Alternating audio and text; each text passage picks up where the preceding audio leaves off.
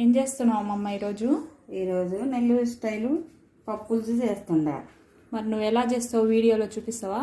చూపిస్తా. దానికి ఒక చిన్న టీ గ్లాసులు 2 గ్లాసులు కందిపప్పు. ఎంత ఉంటుంది కందిపప్పు? 2 గ్లాసులు. ఇది కొద్ది మెంతులు, కొద్ది జీలకర్ర, కొద్దిగా ధనియాలు, 2 టమాటాలు, చిన్న ఉల్లిపాయలు 4, కొద్ది కరివేపాకు,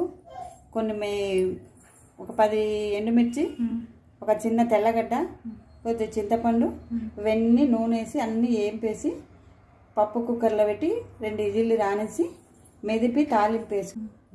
అంటే ఇది నెల్లూరులో చేస్తారా? నెల్లూరులో చేస్తారు. ఇది నెల్లూరు స్టైల్. సరే మరి ఏంచండి.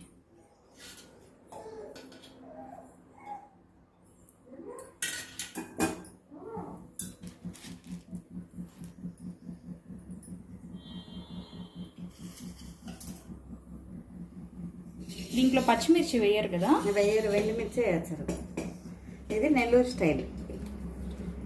మరి ఆ పప్పుకి ఈ పప్పుకి తేడా ఉండిద్దా? ఈ పప్పు టేస్ట్గా ఉంటుంది, అంత నూనెలో మగ్గుద్ది కదా, టేస్ట్గా ఉంటుంది.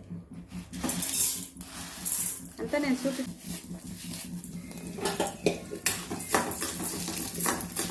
పావు కేజీ అంటే పప్పు కావాలి కదా, అందరికీ సరిపోవాలి కదా. అంటే లో ఫ్లేమ్లో పెట్టి అంతా వాడ్చుకోవాలి, లేదంటే మాడిపోతుంది. వేయించినాక మళ్ళీ కడుగుతారు కదా? కడగదు, ఇది మన ఇంటి పప్పు కదా, మనకు బాగా టేస్ట్గా ఉంటుంది.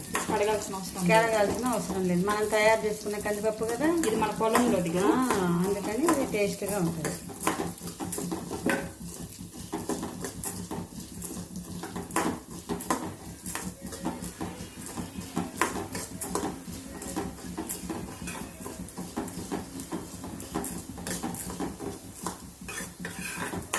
ఒక్కొక్కటి అంతా వేయించుకొని మాడిపోవాలి. అంటే ధనియాలు సపరేట్గా వేయించుకోవాలి, మెంతులు సపరేట్గా వేయించుకోవాలి. ఇవి జీలకర్ర తొందరగా మాడిపోతాయి అన్నమాట.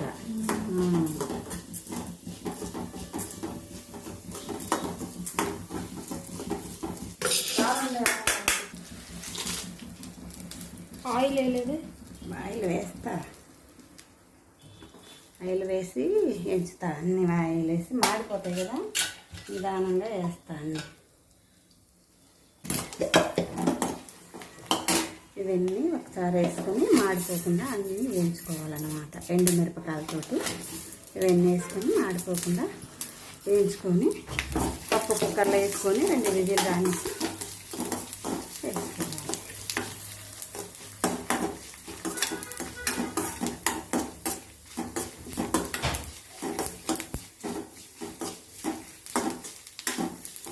ఇట్లా వేసుకుని కలబెట్టుకుంటూ ఉంటే మాడిపోకుండా ఉంటాయి. కలబెట్టుకుంటే అన్నీ మాడిపోతాయి.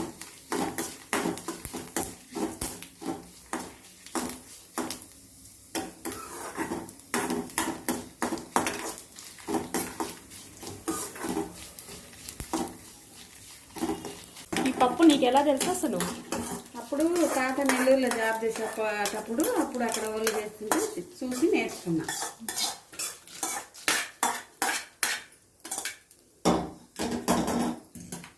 ఉల్లిపాయలు అన్నీ వేసి ఒక్క ముక్కలు వేసేసి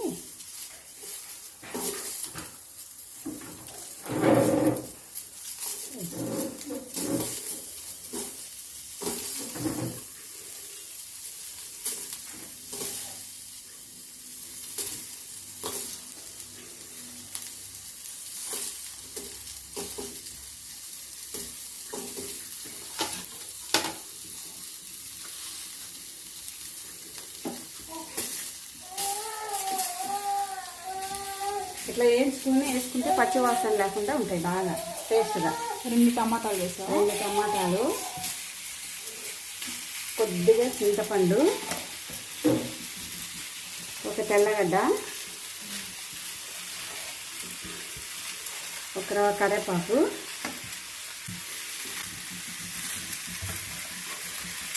ఒక 2 స్పూన్ల ఆయిల్,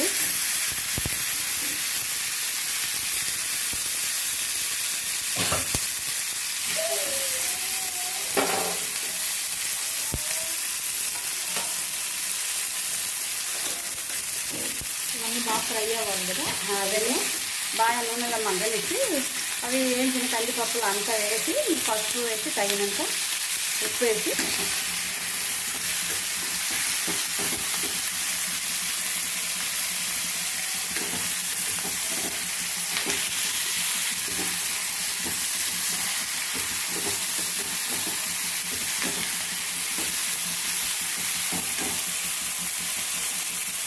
కూడా మగ్గుద్ది. మగ్గిన తర్వాత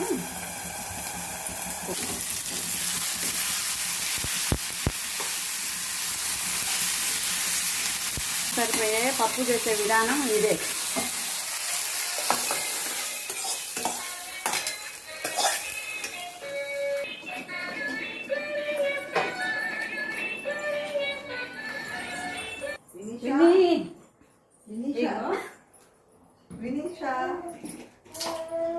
ఒక స్పూన్ పసుపు వేసుకొని ఒక గ్లాస్ నీళ్ళు పోసుకొని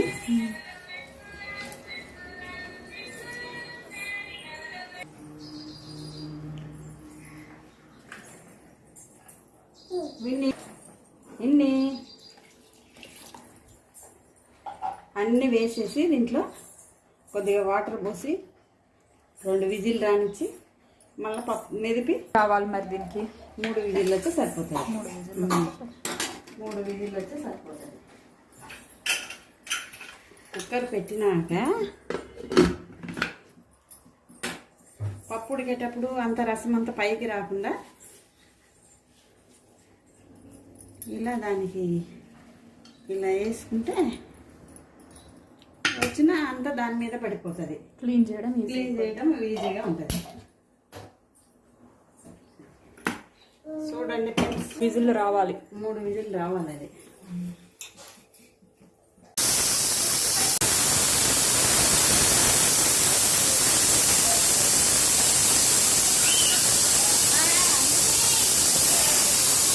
భయపడిపోయినట్టుంది. ఇజీలు వచ్చి భయపడిపోయినవా? ఇజీలు వచ్చి భయపడ్డావా? ఎందుకు భయపడ్డది?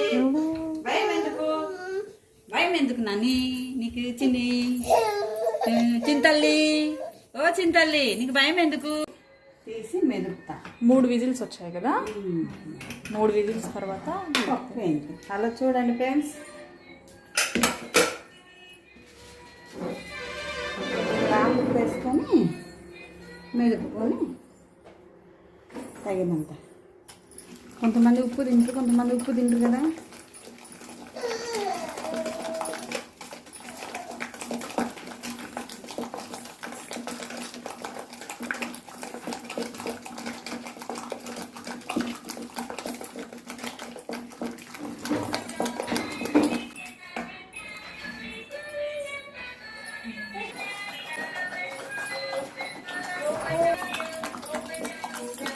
ఇది కొంచెం గట్టిగా మెదుపుకోవాలి కదా.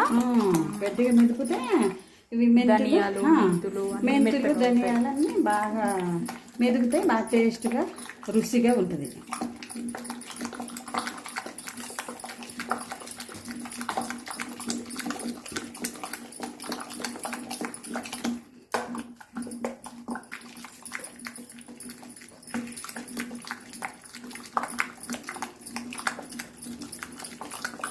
లేకుంటే మామూలుగా ఇట్లా వేసుకుంటున్నా కూడా బాగుంటుంది. అంతా నూనెలో వేసాం కదా. నూనెలో వేయించాం కాబట్టి అన్ని తిరగమాత అవసరం లేకపోయినా బాగానే ఉంటుంది. ఇంత ఈ పప్పు ఇంత చేసేది చూడు. ఇది వేడి వేడి అన్నంలో కొద్దిగా నెయ్యి వేసుకొని తింటే టేస్ట్గా ఉంటుంది. అది అలా చేసుకోండి ఫ్రెండ్స్. మీకు నచ్చితే లైక్ చేయండి, షేర్ చేయండి, సబ్స్క్రైబ్ చేయండి. బౌల్లో వస్తున్నాం.